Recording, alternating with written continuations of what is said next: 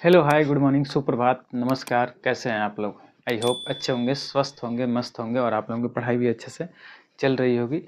तो जैसा कि आपके ने थंबनेल में देखा होगा कि हम लोग आज क्या पढ़ने वाले हैं। जो 12 का मैथ हम स्टार्ट करने वाले हैं। जो पहला चैप्टर है विद्युत आवेश तथा क्षेत्र। ठीक है, विद्युत आवेश तथा क्षेत्र। अब हम स्टार्ट कर दिए हैं, आज से साइंस स्टार्ट हो गया आपका 12 का। ठीक है, और नए सेशन से जो 11-26 वाले तो नहीं, जो 26-27 वाले सेशन अब क्या करेंगे, हम कंप्लीट करेंगे मैथ और साइंस। एनसीईआरटी को हम लोगों ने साइंस मैथ में कंप्लीट कर ही रहे हैं। ठीक है, आज से हम लोग स्टार्ट कर दिए हैं फिजिक्स फिजिक्स फिजिक्स पढ़ेंगे, फिर उसके बाद आगे सब्जेक्ट हम पढ़ते रहेंगे। चलिए ठीक है। तो मैं संजय आप सभी का स्वागत करता हूं द एएसके लर्निंग में, जहां पे हम पढ़ते हैं यूपी बोर्ड्स के लिए मैथ एंड साइंस। तो आज से साइंस का स्टार्टिंग हो गया है। ठीक है, तो आज हम सबसे पहला क्लास में हम इंट्रोडक्शन क्लास में आज शुरू करने वाले हैं विद्युत आवेश तथा क्षेत्र। इसके बारे में आज इंट्रोडक्शन करेंगे और भली भांति परिचित होंगे किसके बारे में, विद्युत के बारे में ना। अपने आसपास में जितनी भी घटनाएं होती हैं उनको हम देखेंगे फिजिक्स में। चलिए ठीक है, तो चलिए शुरुआत करते हैं। तो हम लोग सबसे पहले देखो, ये चैप्टर का नाम क्या है, विद्युत आवेश तथा क्षेत्र। मतलब विद्युत का जो आवेश है, जो उसमें आवेशन की जो प्रॉपर्टी होती है, जैसे आप किसी लाइन, जो लाइट होती है उसके आसपास जाते हैं तो क्या होता है, आपको लाइन पकड़ लेती है ना। या कभी कभी आप देखे होंगे, कभी कभी बचपन में खेलते होंगे कि कभी कभी हम कंघी को ऐसे बालों में रगड़ करके हम छोटे छोटे कागज़ से ऐसे चिपकाते हैं, तो देखते हैं कि वो क्या करता है, वो जो कंघी रहती है वो छोटे छोटे जो कण रहते हैं कागज के, उनको क्या करती है, वो आकर्षित करती है। तो ये क्यों होता है, ऐसा क्यों होता है, तो हम लोग इसमें समझने वाले हैं। ठीक है, अभी आप देखिए जरा, तो इसी को इसी को भी थोड़ा सा करके देखेंगे। अपने बाल के पास लेंगे तो ये थोड़ा सा खींचेगा उसको, आपको है ना। तो ऐसे आपको महसूस होगा थोड़ा बहुत कभी कभी, ज़्यादातर एबोनाइट वाला में ऐसा होता है ना, कि एबोनाइट वाला में ऐसा होगा। चलिए तो शुरू करेंगे आज का सेशन, जिसमें हम सबसे पहले समझेंगे आवेश क्या होता है। क्या आवेश,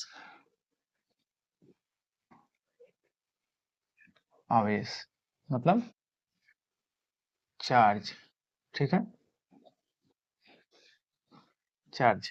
देखो सबसे पहले तो हम लोग थोड़ा सा सिलेबस को समझ लेते हैं, क्योंकि फिजिक्स का जो सिलेबस है, ज़्यादातर देखेंगे तो 80% से 70% भाग जो क्या है, इलेक्ट्रिक का ही है। इलेक्ट्रिक वाला मतलब इलेक्ट्रिसिटी के बारे में। तो इलेक्ट्रिसिटी को हम लोग क्या करेंगे, एकदम बेहतरीन तरीके से पहले चैप्टर से ही हम समझते चलेंगे। इलेक्ट्रिसिटी क्या है, कैसे ये वर्क करती है, किन किन जगहों पे हम इसका यूज करते हैं ना, दैनिक जीवन में कहाँ पे कैसे हम इसका इस्तेमाल किया जाता है ना, इन सब चीज़ों को हम देखते चलेंगे।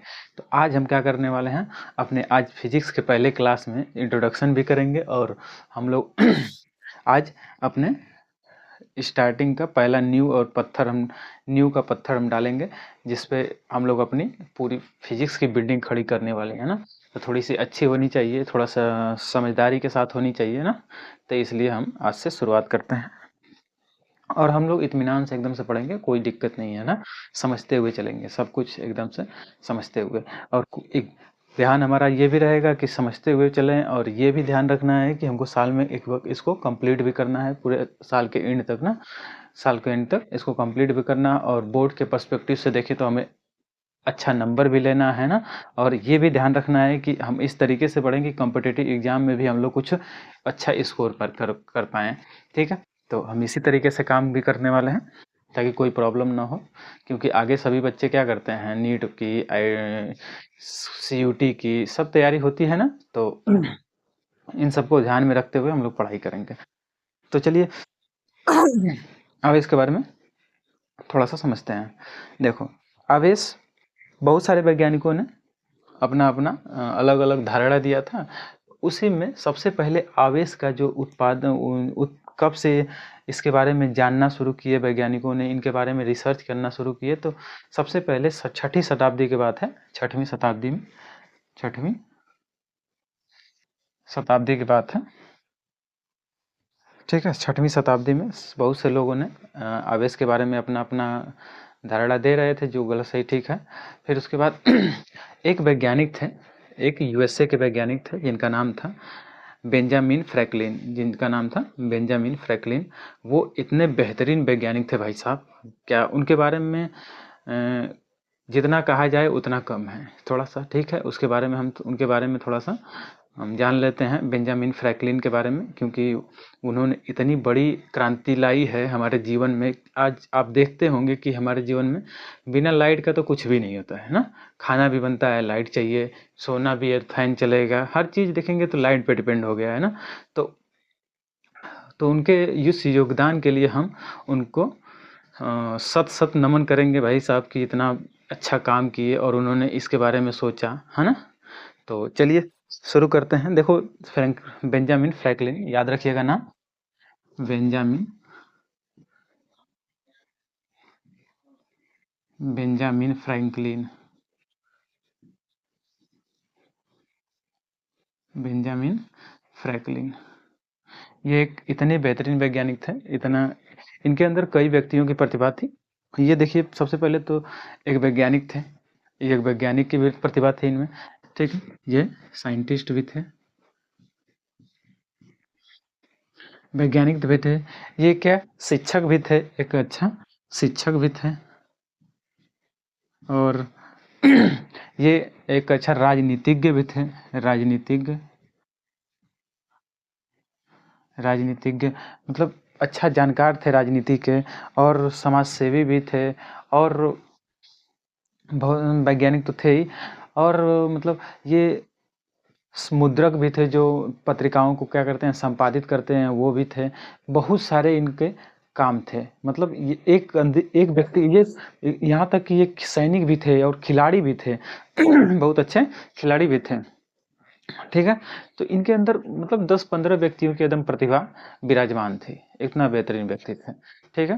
तो ये यूएसए के रहने वाले थे बेंजामिन फ्रैंकलिन। इन्होंने इनको इतने प्रतिभा होने के बावजूद एक और प्रतिभा थी इनमें, इनको एक बहुत बड़ा शौक था पतंग उड़ाने का, उनको एक शौक था पतंग उड़ाने का। तो यूएसए में जैसे अभी भी देखते होंगे आप लोग कि हमारे इंडिया में भी ऐसा होता है, यूएसए में देखो, इंडिया में भी ऐसा होता है कि हम लोग पतंगबाजी करते हैं ना, कहीं कहीं तो ऐसा होता है इंडिया में कि एक दिन जैसे मकर संक्रांति के दिन हम लोग क्या करते हैं पतंगबाजी बहुत ज़्यादा करते हैं। पतंगबाजी मतलब वहाँ प्रतियोगिता टाइप होती है कि किसने कितने पतंग काटे ना, इस तरीके की प्रतियोगिता होती है। तो वहाँ पे यूएसए में भी बहुत पहले 6ठी शताब्दी की बात है, इन सब पहले के वैज्ञानिक, पहले के बात है, 6ठी शताब्दी का, समझ रहे हैं, बहुत पहले की बात है, 4000 वर्ष पहले की बात है ना।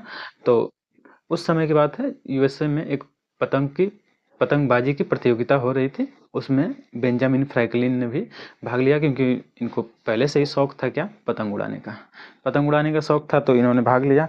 इनकी पहले उस प्रतियोगिता में बड़े बड़े कैनवास के क्या होते थे, पतंग बनाए जाते थे ना। कैनवास मतलब जिससे कि वो देखे होंगे, जिसे क्या बोलते हैं इसको, छाता होता बनता है ना, छाता होता बनता है तो वो कपड़ा देखेंगे कैनवास रहता है ना, जिससे आपका रेन कोट वगैरह बनता है, वो कैनवास टाइप का होता है, ठीक है। तो वैसे ही कपड़ों से पतंग, बहुत बड़ी बड़ी पतंग बना करके लोग उड़ाते थे वहाँ पे प्रतियोगिता में, ठीक है। जिनकी पतंग जितनी हाई जाती थी और उनको प्राइज मिलता था, और जितना ज़्यादा पतंग काटा उनको प्राइज मिलता था। इस तरीके से उन लोगों ने प्रतियोगिता में भाग लिया, बेंजामिन फ्रैंकलिन और उनके दोस्तों वगैरह ने भाग लिया। तो वहाँ पे एक घटना हुई, वहाँ पे एक घटना हुई, जैसे बारिश वारिश हुई, मौसम थोड़ा सा खराब हुआ, तो वहाँ पे एक घटना हुई और बिजली चमकी, घटना हुई। तो उसमें क्या होता है, बादल गरजते हैं, लाइटनिंग होती है ना, बादल के गरजने की वजह से लाइटनिंग होती है बिजली चमकती है। तो जब बिजली चमकी तो वो पतंग लिए हुए थे, पतंग तो उड़ा ही रहे थे ना, पतंग ऐसे करके, और ये सपोज दैट ये पतंग है, पतंग को डोरी से हम लोग क्या कर देते हैं, ये बंधा हुआ था, पतंग से क्या कर रहे थे, ये पतंग उड़ा रहे थे ऐसे ना, पतंग लेकर के उड़ा मान लीजिए रहे थे।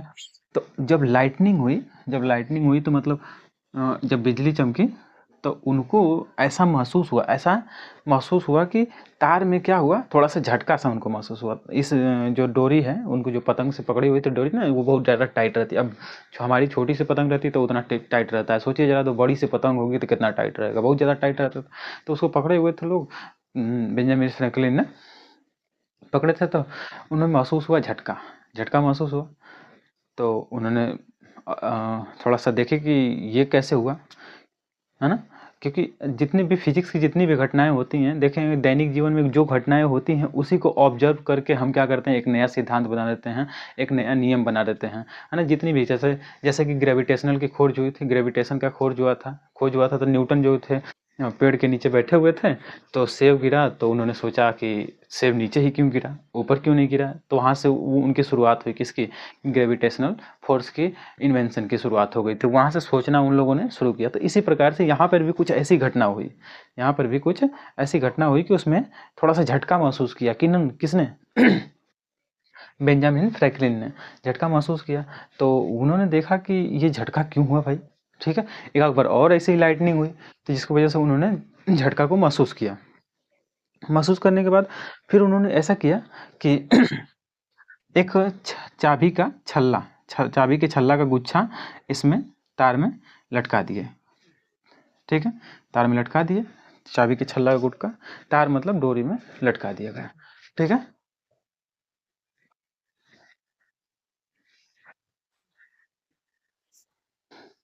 चलो, तो बेंजामिन फ्रैंकलिन ने पतंग के डोरी में चाबी का छल्ला लटका दिया और फिर उसके बाद लाइटनिंग हुई। तो उन्होंने एक चीज़ ऑब्जर्व किया कि ये जो लाइटनिंग होने के बाद, जो बिजली चमकने के बाद देखा उन्होंने कि ये जो चाबी में, जो छल्ले में, चाबी के छल्ले में जो बहुत सारी चाबियां थी, उनके बीच में रिपल्सन होने लगा, मतलब प्रतिकर्षण होने लगा। और कुछ आकर्षण प्रतिकर्षण दोनों का प्रॉपर्टी आने लगा, प्रतिकर्षण। तो उन्होंने सोचा कि कुछ तो है जो क्या कर रहा है इसको, हाँ, इन दोनों को क्या कर रहा है, प्रभावित कर रहा है, इनको प्रभावित कर रहा है। तब जा करके यहाँ से स्टार्टिंग हुई, इसके बारे में इन्वेंशन करने की शुरुआत हुई। इन्होंने बस क्या बताया कि ऐसा कुछ होता है, देखिए ज़रा तो क्या होता है। हाँ, बिजली में ऐसा, बिजली के मतलब बिजली चमकती है, ऐसा होता है। अब रस्सी में क्या ऐसा चीज़ आ जाता है कि जिसकी वजह से ये चीज़ हो रही है। तब उन्होंने सोचना स्टार्ट किया और फिर उसके बाद बहुत सारे वैज्ञानिकों ने इसके बारे में डिस्कशन करना शुरू किया। फिर उसके बाद उन वैज्ञानिकों ने ये सोचा कि यही घटना जो वातावरण में हो रही है, जो लाइटनिंग की वजह से हो रही है, क्या हम इसको प्रयोगशाला में नहीं कर सकते हैं, क्या हम इसको प्रयोगशाला में नहीं कर सकते। तो उन लोगों ने कुछ अरेंज किया इस तरीके से कि इसको प्रयोगशाला में किया जाए, इसी चीज़ को प्रयोगशाला में किया जाए, ठीक है।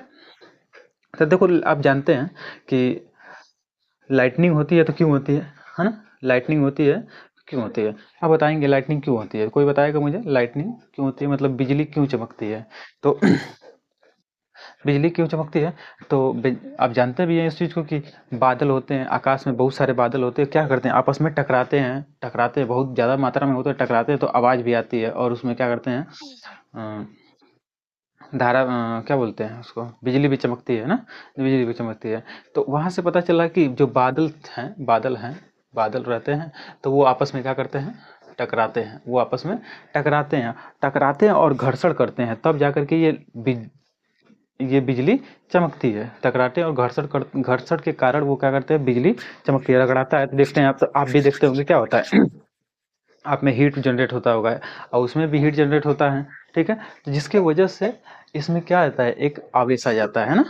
इसमें कुछ रगड़ होती है तो विद्युत लाइट चमकती है, तो उन लोगों ने, सभी वैज्ञानिकों, बेंजामिन फ्रैंकलिन ने और सभी वैज्ञानिकों ने सोचा कि ऊपर जो ये लाइटनिंग हो रही है, ये घटना क्यों हो रही है।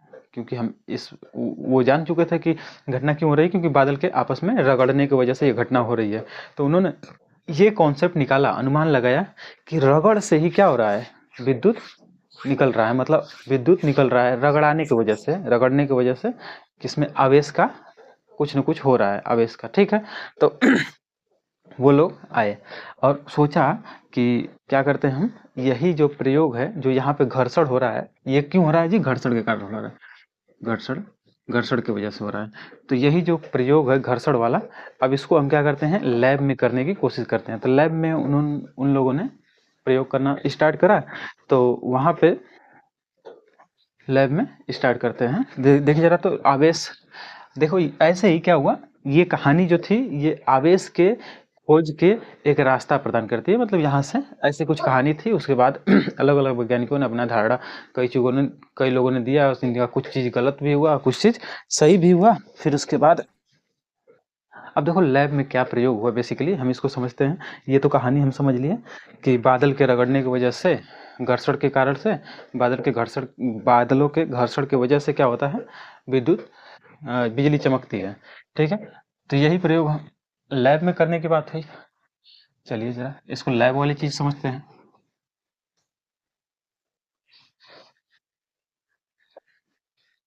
लैब में, जब लैब में ये प्रयोग किया गया तो उसमें देखा गया, लैब में प्रयोग करने के बाद तो उन्होंने क्या किया ना कि एक एक कांच का छड़ लिया। किसने? इन वैज्ञानिकों ने, जो बेंजामिन फ्रैंकलिन वगैरह थे, तो उन लोगों ने एक कांच का एक छड़ लिया है ना, कांच का एक छड़ लिया। ठीक है,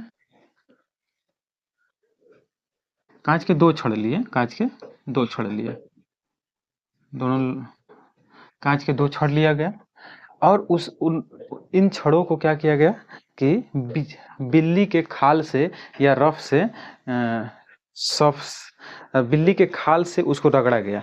जो कांच का था, ग्लास से लिख देते हैं, ग्लास, ये कांच का क्या था,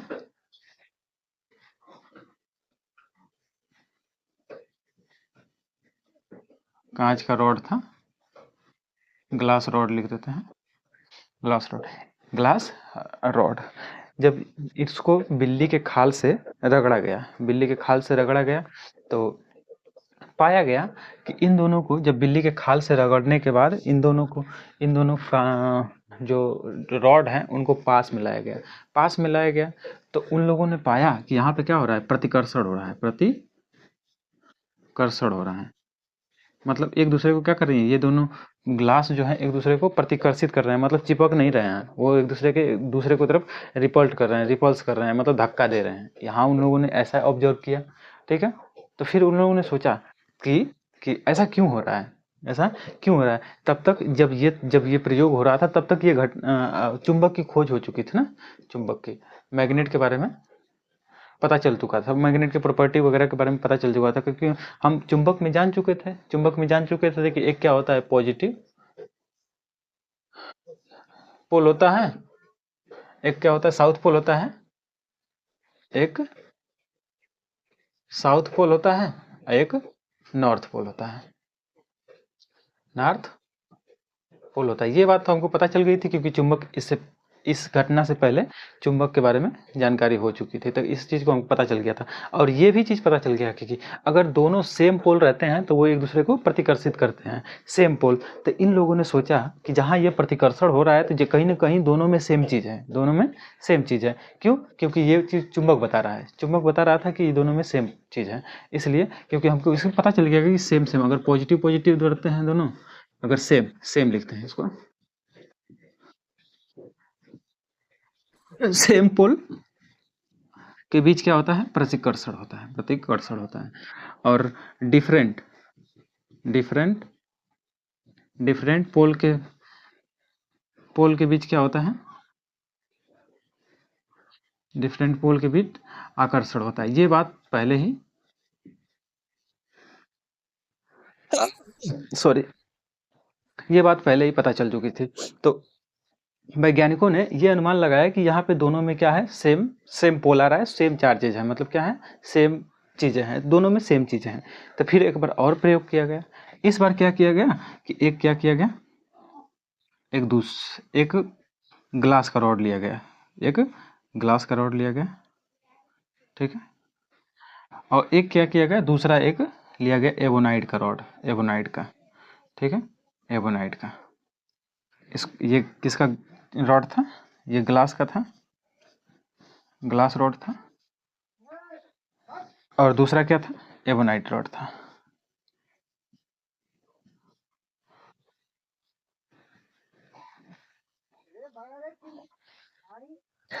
ठीक है,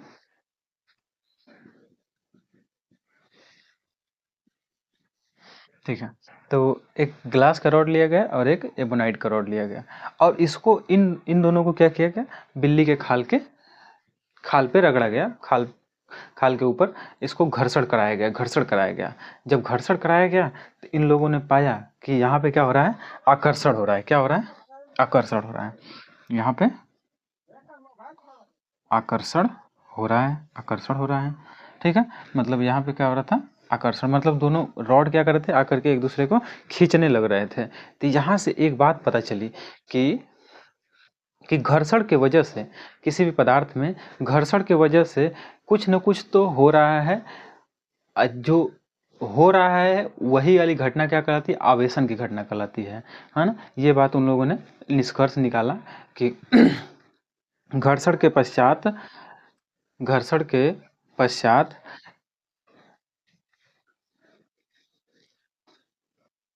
ठीक है,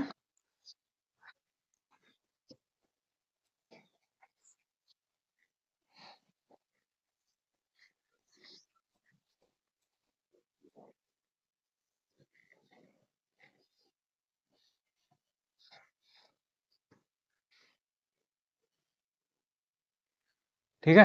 तो ये घटना हो गई, फिर बात समझ आ रही है। तो पहले सबसे वैज्ञानिक दो, मतलब इन बेंजामिन फ्रैंकलिन की जो घटना हुई थी उसके बाद उसको मद्देनजर रखते हुए ये हम लैब में कुछ प्रयोग किए गए कि घर पहले तो ये बात कहानी पूरी याद है कि बिजली चमकने की वजह से ऐसी ऐसी घटना हुई थी। फिर उसके बाद अब घर बिजली चमकी क्यों, बिजली चमकी क्यों, तो आप जानते हैं बादलों के घर्षण की वजह से। तो उन लोगों ने सोचा कि घर्षण हो रहा है तो हम घर्षण करा के देख लेते हैं किसी पदार्थ में। घर्षण करा के देखा तो उन लोगों ने कि सेम सेम ग्लास लिए, दोनों ग्लास लिए, दोनों रॉड लिए ग्लास के ना। तो उन लोगों को रगड़े बिल्ली के खाल पे, तो उन लोगों ने पाया कि इनके बीच में प्रतिकर्षण हो रहा है। फिर दूसरा प्रयोग किए, एक ठो वही रॉड लिए और दूसरा वाला एक ठो एबोनॉइड का रॉड लिए, और इन दोनों को बिल्ली के खाल से रगड़ा गया। तो इनमें हम पाए कि यहाँ पे आकर्षण होने लगा, आकर्षण होने लगा। तो उन लोगों ने एक निष्कर्ष निकाला कि घर्षण के बाद कोई चीज़ कोई चीज़ तो हो रही है इस इन रॉड में, चाहे इन पदार्थों में कुछ तो परिवर्तन हो रहा है, और उसी चीज़ को कहा गया क्या, आवेश। उसी चीज़ को कहा गया आवेश। सिंपल है, इसी चीज़ को आवेश कहा गया। घर्षण के पश्चात कुछ न कुछ चीज़ इस पे उत्पन्न हो रही है या कुछ न कुछ आ रही है, जिसको कहा गया आवेश। ये घटना हुई थी किसके, आवेशन की। कैसे आवेश उत्पन्न हुआ था, इस पूरी कहानी समझ में आया ना, कि आवेश सबसे पहले कैसे कैसे हुआ था। बात समझ में आ रही है। तो इस बात को आप हमेशा याद रखिएगा। अब आवेश को डिफाइन करने के लिए हम कैसे डिफाइन कर सकते हैं, जनरली आवेश को क्या बताने, जो भी हम कहेंगे तो ये हम कह सकते हैं ना। अच्छा, अभी तक 6वीं शताब्दी जब तक ये बात हो रही है तभी तक तो हम आवेश को इस तरीके से डिफाइन कर सकते हैं कि घर्षण के पश्चात किसी पदार्थ में जो चीज़ उत्पन्न होता है उसे हम कहते हैं आवेश। घर्षण के पश्चात तब तक हम ये बात कह सकते थे, समझ में ना। अब आगे हम देखेंगे कि क्या आवेश की मात्रा चीज़ें हैं, आगे हम समझते हैं, ठीक है। ये बात हो चुकी थी, समझ गए ये चीज़ कहानी, ठीक है। तो चलिए आगे हम बढ़ते हैं, है ना।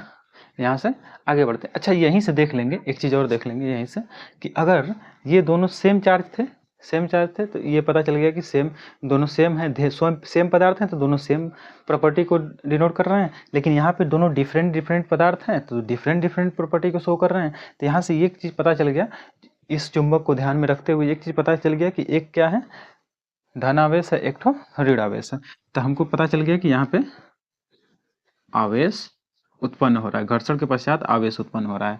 और आवेश कई प्रकार का उत्पन्न हो रहा है, तो दो प्रकार का उत्पन्न हो रहा है। कितने प्रकार का, दो प्रकार का। तो पहला हम लिख लेते हैं धन आवेश,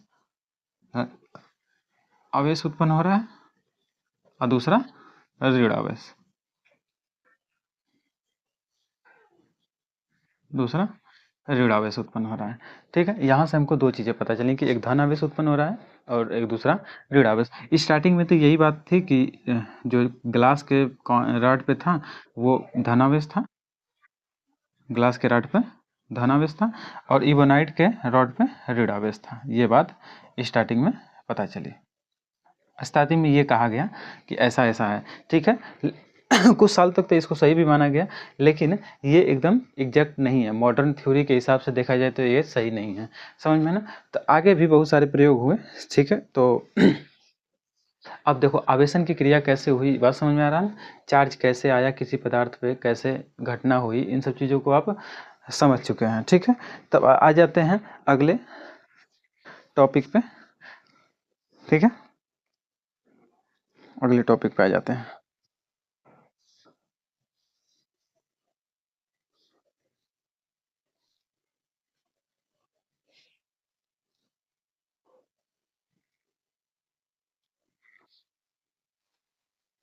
तो यहाँ से हम छोटा सा आवेश का डेफिनेशन लिख लें अपने से बना करके, ये लिख सकते हैं कि नहीं?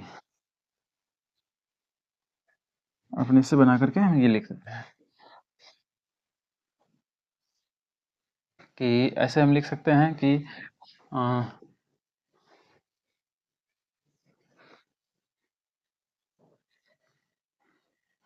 किसी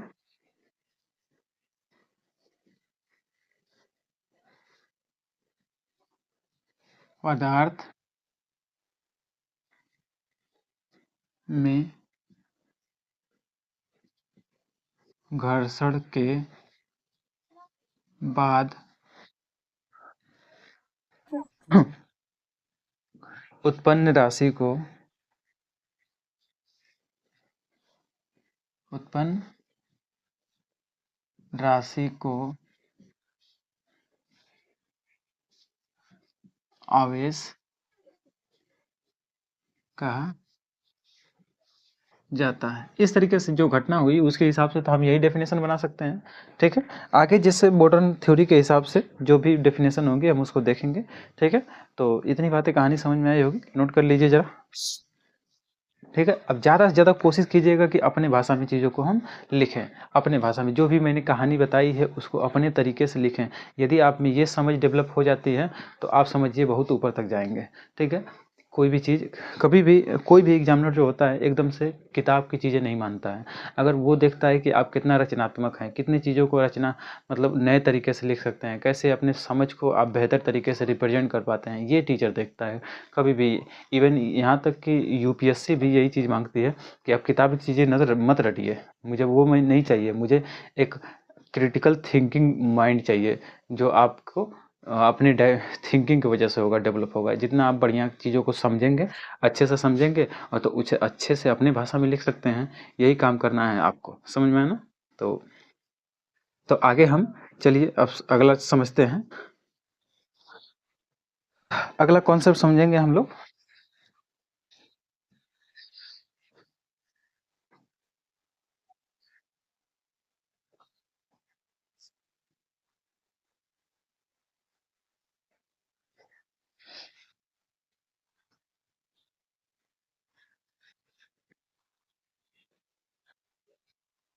आगे समझते हैं। चलो, आगे टॉपिक है आपका इलेक्ट्रॉन बिंदु संरचना, इलेक्ट्रॉन बिंदु सिद्धांत, है ना? इलेक्ट्रॉन इलेक्ट्रॉन बिंदु संरचना, अच्छा इलेक्ट्रॉन बिंदु संरचना तो वो केमिस्ट्री में है। चलो ये अब आगे हम डिस्कस करने वाले हैं, चलिए। आवेश आवेश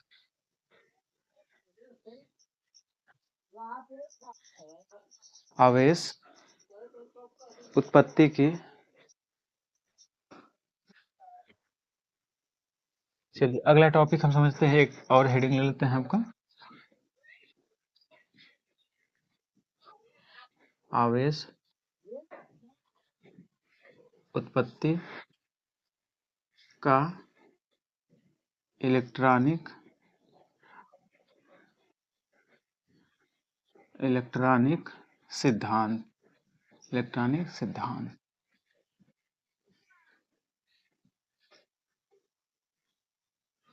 इलेक्ट्रॉनिक सिद्धांत। ठीक है,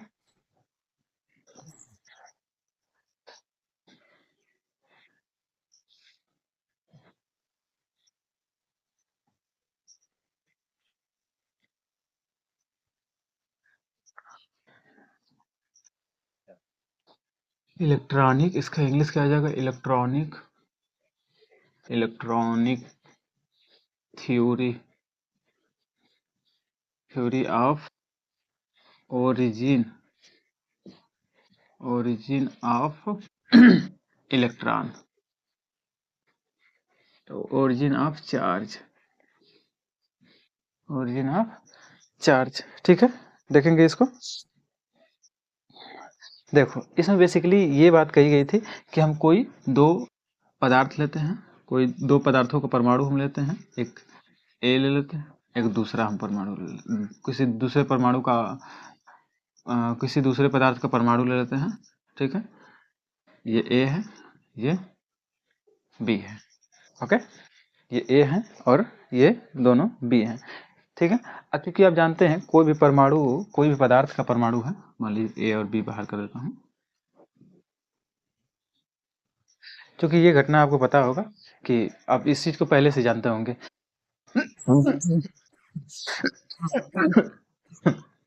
सॉरी, ठीक है। आप ये चीज पहले से जानते होंगे कि किसी भी पदार्थ के परमाणु जो होते हैं तीन मूल कणों से मिलकर बने होते हैं। किसी भी पदार्थ के परमाणु तीन मूल कणों से मिलकर बने होते हैं, इलेक्ट्रॉन, प्रोटॉन और न्यूट्रॉन।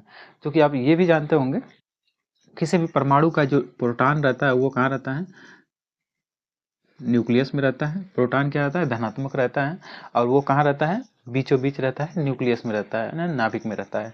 और उसके इलेक्ट्रॉन क्या रहते हैं, बाहरी कक्षाओं में गति करते रहते हैं, बाहरी कक्षाओं में गति करते रहते हैं। जो परमाणु होता है उसके बाहरी कक्षाओं में इलेक्ट्रॉन गति करते रहते हैं, ठीक है।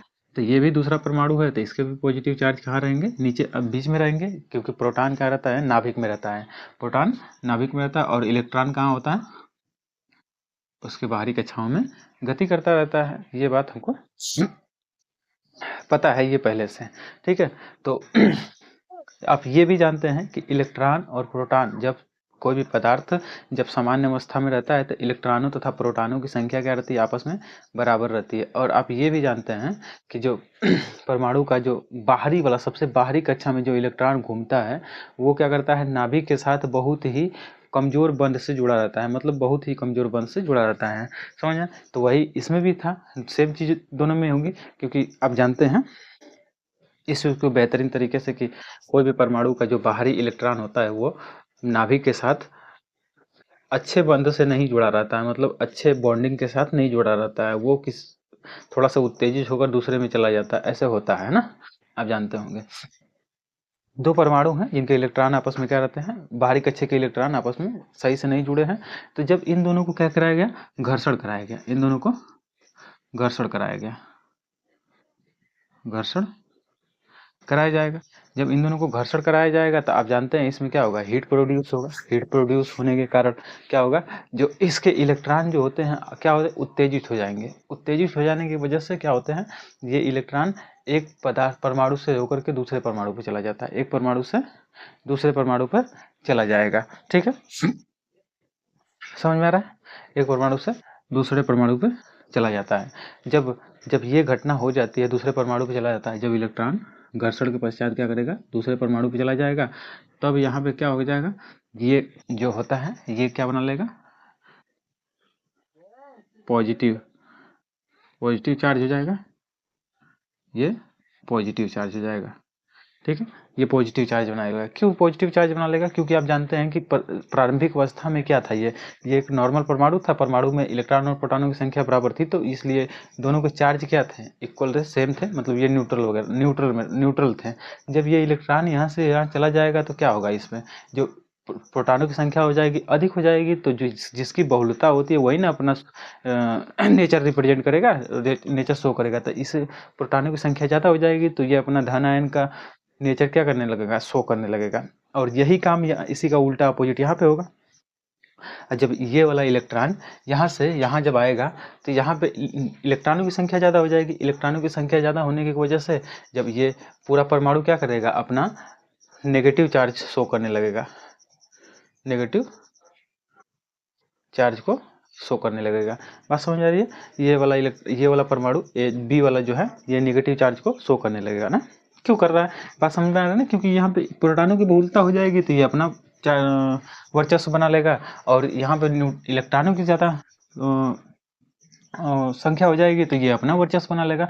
जानते हैं ना, जो ताकतवर होता है वही सर्वाइव कर पाता है, ठीक है। तो अपना अपना देख लेंगे इस तरीके से। तो इस प्रकार से हम ये कह सकते हैं, इस प्रकार से हमें ये पता चला कि किसी भी पदार्थ के परमाणु से इलेक्ट्रॉनों के जाने की वजह से वो पदार्थ क्या हो जाता है, धनायन बना लेता है। क्या बना लेता है, धनायन बना लेता है। उस पर क्या चार्ज आ जाता है, पॉजिटिव चार्ज आ जाता है, ठीक है। और कोई भी पदार्थ इलेक्ट्रॉनों को ग्रहण करता है तो क्या हो जाता है, उसमें नेगेटिव चार्ज आ जाता है, नेगेटिव चार्ज आ जाएगा, मतलब वो क्या बनेगा, ऋण आयन बना लेगा। इस बात को आप भली भांति समझ रहे होंगे, ठीक है। ये है, ये वाला जो सिद्धांत है परमाणुओं में आवेशन, इस प्रकार क्या हो जाते हैं परमाणु, आप एक दूसरे के क्या हो जाते हैं, आवेशित हो जाते हैं। यही जो थ्योरी है ये मॉडर्न युग में इस्तेमाल की जाती है, मतलब किसी भी परमाणु का कैसे आवेशित होते हैं, कोई भी परमाणु, कोई भी पदार्थ कैसे आवेशित हो जाता है, इसी थ्योरी के हिसाब से अभी तक जितनी भी थ्योरी आई है सब इसी के हिसाब से आई है ना, इलेक्ट्रॉनों के आवागमन की वजह से ही, ठीक है। तो ये कहानी थी, किससे है, आवेश उत्पत्ति की इलेक्ट्रॉनिक सिद्धांत है, ये आवेश उत्पत्ति का इलेक्ट्रॉनिक सिद्धांत है। समझ में आया होगा कैसे हुआ।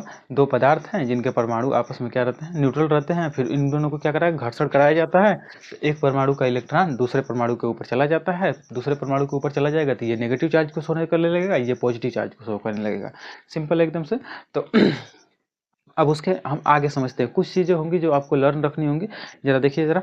तो इलेक्ट्रॉन, जो इलेक्ट्रॉन पे चार्ज होता है, देखो ई फॉर इलेक्ट्रॉन, इलेक्ट्रॉन पे जो आवेश होता है कितना होता है, -1.6 इंटू 10⁻19 कूलाम होता है। और प्रोटॉन पे आवेश कितना होता है, तो पॉजिटिव में होता है, उतना ही होता है, 6.1 इंटू 10⁻19 कूलाम होता है। बस इसमें रहता है कि ये पॉजिटिव रहता है, ये नेगेटिव में रहता है, बस इतना ही फर्क है, ये पॉजिटिव में रहेगा, ये नेगेटिव में रहेगा। अच्छा, और इलेक्ट्रॉन का द्रव्यमान देख लेते हैं, इलेक्ट्रॉन का द्रव्यमान कितना होता है, 9.1 इंटू 10⁻31 kg होता है, ठीक है। और प्रोटॉन का द्रव्यमान कितना होता है, तो 1.67 इंटू 10⁻27 kg होता है। याद रखिएगा, क्योंकि ये याद रखिएगा, क्योंकि इससे रिलेटेड सवाल भी पूछती हैं, कभी कभी सवाल भी पूछता है। तो कभी कभी ऐसे पूछ देगा, जैसे आपसे देखिए जरा, कह देगा कि एक परमाणु का इलेक्ट्रॉन दूसरे परमाणु पे चला जाता है, तो बताइए जरा कि उसका जो द्रव्यमान होगा पहले परमाणु दूसरे परमाणु के द्रव्यमान से कम होगा या ज़्यादा होगा। तो जरा बताएंगे कि कम होगा कि ज़्यादा होगा, ज़्यादा होगा कि कम होगा, बताओ जरा। तो कम हो जाएगा, क्योंकि ये इलेक्ट्रॉन यहाँ से होकर के अपना जाएगा यहाँ दूसरे वाले पे, तो अपने साथ ये अपना इलेक्ट्रॉन का द्रव्यमान भी तो लेकर जाएगा, तो द्रव्यमान जो पहले लेकर जाएगा तो क्या करेगा, ये कम हो जाएगा कि नहीं, कम हो जाना है, ठीक। ये ऑब्वियस सी बात है, ये कॉन्सेप्ट अगर समझे रहेंगे तो सारी चीज़ों को आप बखूबी बता देंगे, समझ में आ रहा है ना। तो इलेक्ट्रॉन बिंदु संरचना में ये हम लिख सकते हैं ना कि इलेक्ट्रॉनों के एक परमाणु से दूसरे परमाणु पर जाने के उपरांत जो पहला परमाणु धन आवेशित हो जाता है तथा जो परमाणु इलेक्ट्रॉनों को ग्रहण किया है वो ऋण आवेशित हो जाता है, इस प्रकार की घटना को हम क्या कहते हैं, आवेश उत्पत्ति की इलेक्ट्रॉनिक सिद्धांत कहते हैं। ये बात हम जनरली अपनी भाषा में लिख सकते हैं। तो सारी चीज़ें मैंने आपको समझा दी है, ठीक है। तो बाकी जो लिखवाने वाली चीज़ें हैं मैं लिखवा भी दूंगा, चाहे ठीक है लिखवा दूंगा। अभी तो फिलहाल इंट्रोडक्शन था तो थोड़ा बहुत मैंने इंट्रोडक्शन कराया, और आप देखिएगा और इसको बताइएगा कि कैसा इंट्रोडक्शन था, क्या कमियां थी, क्या आप चीज़ों को समझ पाए कि नहीं समझ पाए, कमेंट करके ज़रूर बताइएगा। और ये भी बताइएगा कि हमारा वीडियो आपको कैसा लगता है, और लाइक शेयर करना बिल्कुल मत भूलिएगा, लाइक शेयर एंड सब्सक्राइब बिल्कुल मत भूलिएगा, ठीक है। यदि हमारा कंटेंट पसंद आता है, हमारा पढ़ाया हुआ चीज़ समझ में आता है तो कमेंट करके ज़रूर बताइएगा, ठीक है। तो फिलहाल इतना ही रहने देते हैं आज के लिए, मिलते हैं अगले वीडियो में, तब तक के लिए बाय बाय, नमस्कार, हंसते रहिए, मुस्कुराते रहिए।